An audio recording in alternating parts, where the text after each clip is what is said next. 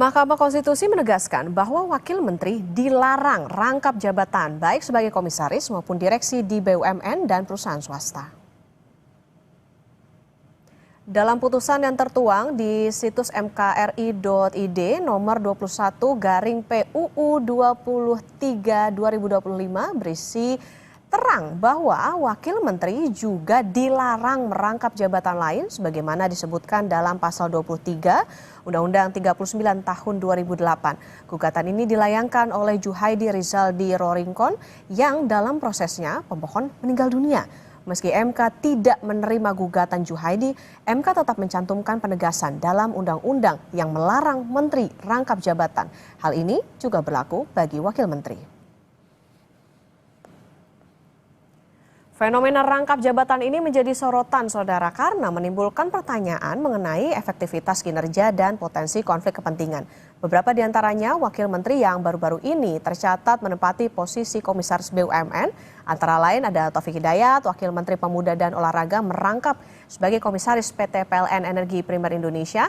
Lalu ada Stella Christy, wakil menteri pendidikan tinggi sains dan teknologi merangkap sebagai komisaris PT Pertamina Hulu Energi. Arif Hafaz Ugroseno, wakil menteri luar negeri merangkap sebagai komisaris PT Pertamina International Shipping.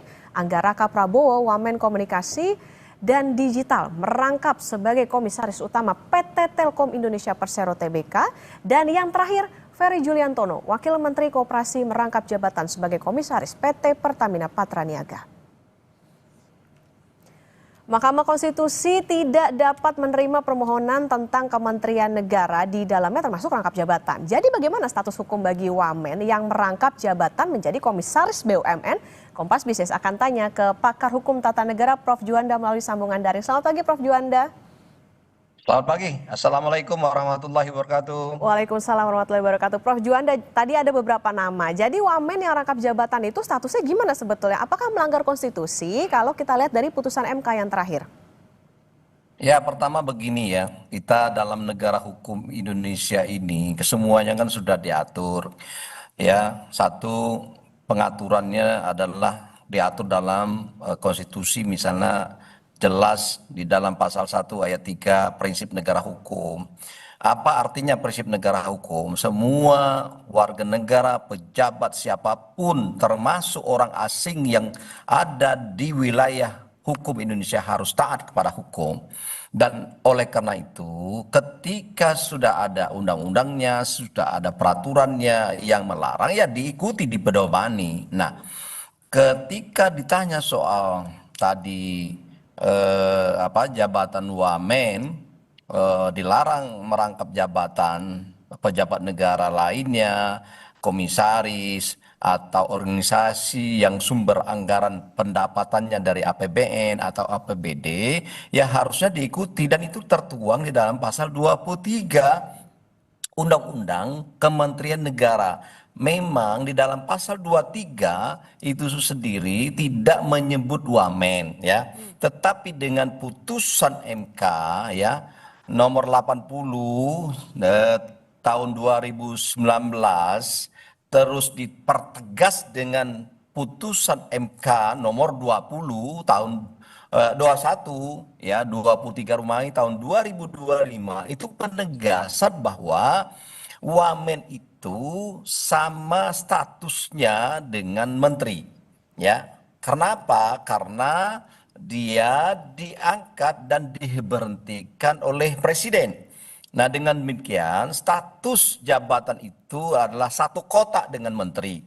Kalau dulu memang wamen ini kebanyakan adalah di eselonering menjadi eselon 1.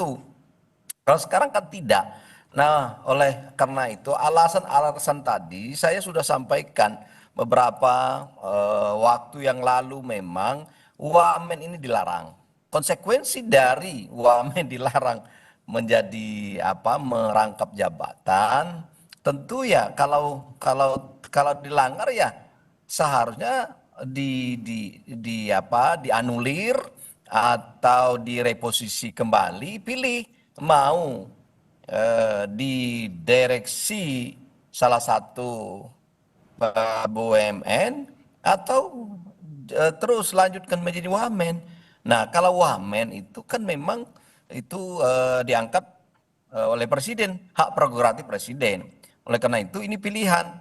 Saya kira ya kita harus memberi contoh lah sebagai sebagai pejabat negara ketika sudah ada undang-undang yang mengatur, putusan yang melarang atau putusan itu sendiri menegaskan ya sebuah eh, ketentuan dari pasal sebuah undang-undang, maka diikuti, dipedomani, jangan dilanggar. Dan itu juga secara prinsip-prinsip bernegara, prinsip-prinsip berpemerintahan yang baik juga tidak tepat kan dalam konteks menyelenggarakan pemerintahan yang baik, asas umum pemerintahan yang baik atau asas umum penyelenggaraan negara yang baik, di situ ada efisiensi. Efisiensi baik itu adalah tenaga, baik itu sumber daya maupun termasuk keuangan. Kalau merangkap berarti kan ada dua sumber daya keuangan yang terserap. Apakah ini efisiensi? Saya kira tidak. Nah, oleh karena itu mari kita memiliki kesadaran berbangsa, bernegara, pro rakyat, benar-benar pro rakyat, jangan melanggar aturan. Saya kira dengan melanggar aturan itu bukan tidak pro rakyat. Saya kira demikian. Oke, udah ada aturannya dan juga seharusnya ditaati hukum. Kalau saya tangkap ini artinya berarti yang dipertanyakan etikanya ya Prof ya. Nah Prof, dari 56 Benar. wamen ada 30 yang jadi komisaris. Gimana cara membatalkan jabatan komisaris yang sudah berlaku ini? Ya, tentu kan begini, siapa yang mengangkat komisaris ini? Ya, tentu siapa yang mengangkat itu satu bisa beberapa jalur. Yang mengangkat itu sadar bahwa ini salah keliru. Dibenarkan, diperbaiki keputusan itu. Jadi diberhentikan, ya, tidak usah malu-malu lah. Demi untuk kepentingan negara dan bangsa ini, berikanlah contoh kepada rakyat Indonesia. Dengan contoh itu sendiri, rakyat akan mengikuti dengan sendirinya pejabat tersebut atau pemerintahan yang ada sekarang terbangun sebuah kewibawaan dalam rangka menjadi teladan.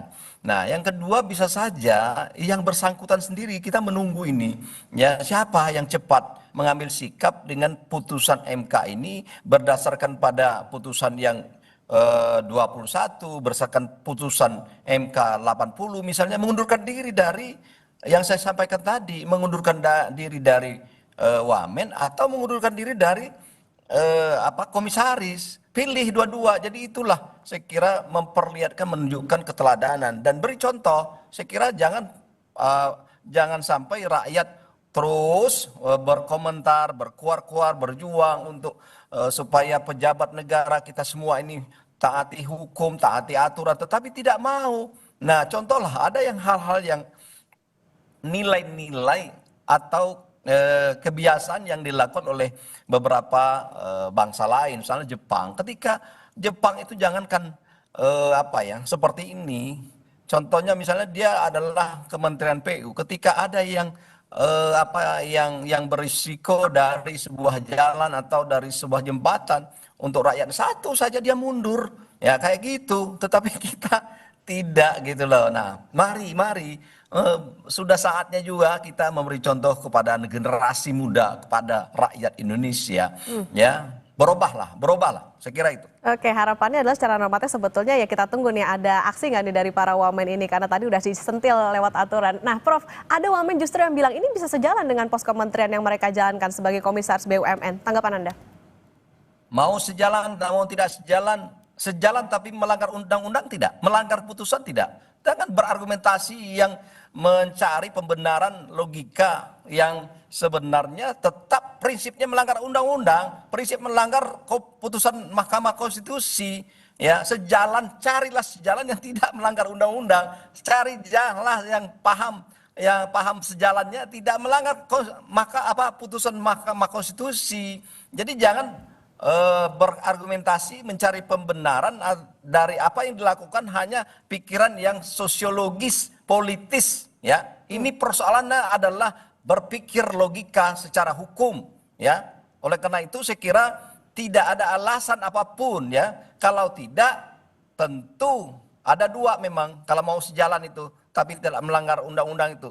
Satu adalah itu dicabut putusan MK-nya yang melarang atau undang-undang itu sendiri, ya dicabut.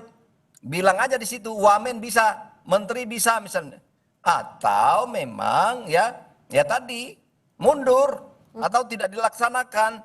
Saya kira itu saja. Jadi jangan mencari pembenaran itu memperlihatkan kerakusan berjabatan, kerasuan menjabat gitu loh. Saya kira tidak enak lah. Jadi kita Oke. didasarkan pada etika juga. Etis tidak kira-kira gitu. Nah, jadi saya kira atas nama rakyat yang mungkin mendukung ini, tapi yang tidak mendukung tidak mungkin sepaham dengan saya, ya mundur atau ya tentu tetap menjalankan atau melanggar aturan. Saya pikir itu dua itu.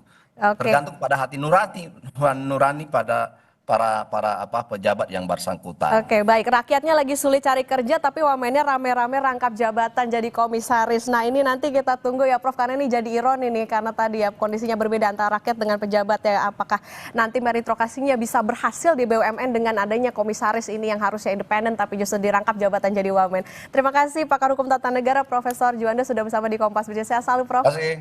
Assalamualaikum. Waalaikumsalam warahmatullahi wabarakatuh.